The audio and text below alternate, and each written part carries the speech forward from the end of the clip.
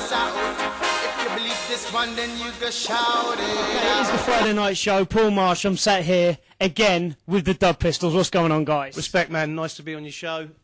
You know what we're doing. It's the penultimate night of our tour. We are here. It's the penultimate night of Rocksteady Tour. We've just toured the UK. We've had the most amazing summer doing every festival that you can possibly imagine. And now, like I said to you, this is our second last show. And I think from one of the, Southampton is one of the places that, it's South Coast, that have been really good to us over the years. So we're here now to celebrate and have a bit of a party.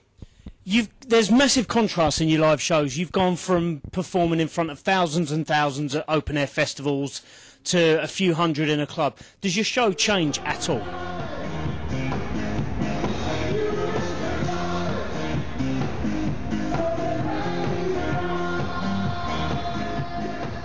No, I don't think it does. I think it's kind of... we go from thousands of people at a festival because there's thousands of people at a festival, and then you go back out on the road and you just have to do what you do. And, for us coming to play whatever size venue it is, doesn't mean to say you give it any more or any less. You give it, 100%.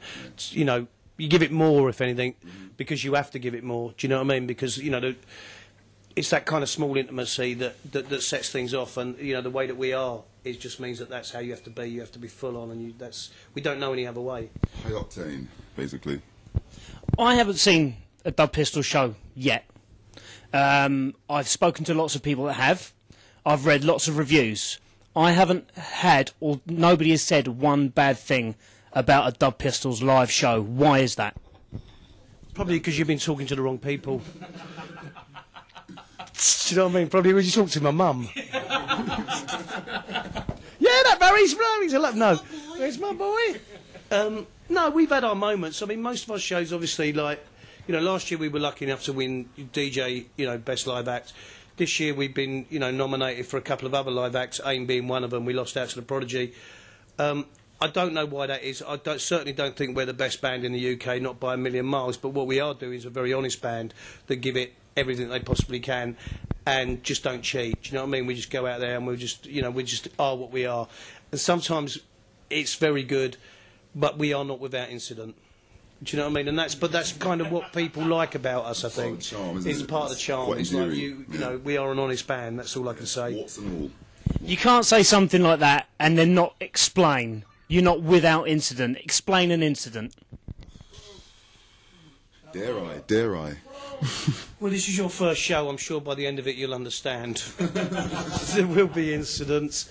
And just by the very nature of what we do and by the way that we are, and with the fact that we still drink and we're not a manufactured band. We're not a band that's, we go out and we enjoy what we do, and we fly close to the sun, so that sometimes we get burnt. And I think unless you see it, then you'll understand it. But as he said, that's what people sort of, I hope, are drawn to. Yeah.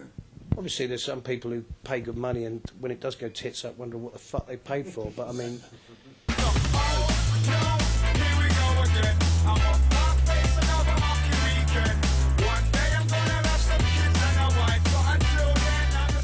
Now, as you say, you're not a fly-by-night group. You've been around a while. You've seen various people come and go.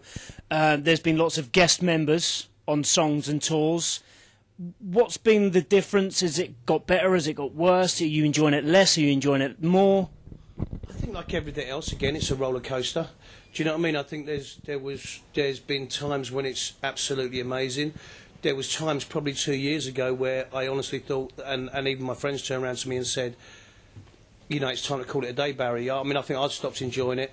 I think we'd become a parody of ourselves in that whole thing where that flying close to the sun sort of thing, where it became a joke. We became we weren't performing to our best, and I think we put a couple of stinking shows on, and I think we just weren't enjoying it. There was a lot of infighting going on, and I just think it was at that point when we sort of took a look at what was going on and thought, you know what, you need to sort this out. People, like I said, people are coming paying to see you play, and if you're not enjoying it, you've got to walk away. And it was then that we sort of addressed it, changed a few things, tweaked things, and then just came back. And then since then, I don't think, We was our own worst nightmare. Even if we was doing a good show, then we were coming up the way our performance afterwards, or our performance just as people, was just wrong. And now I think I think we're all enjoying it again. Do you know what I mean? And I think the last 2 years have been really reflective of that. The shows have just got better and better.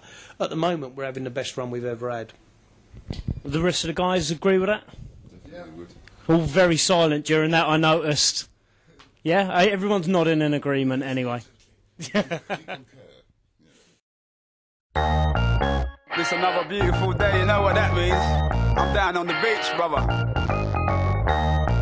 As we give thanks for the sun, you know. Warm and easy, believe me. You gotta love it. Let me rub it, babes, I'll think nothing of it. And you don't have to tell him.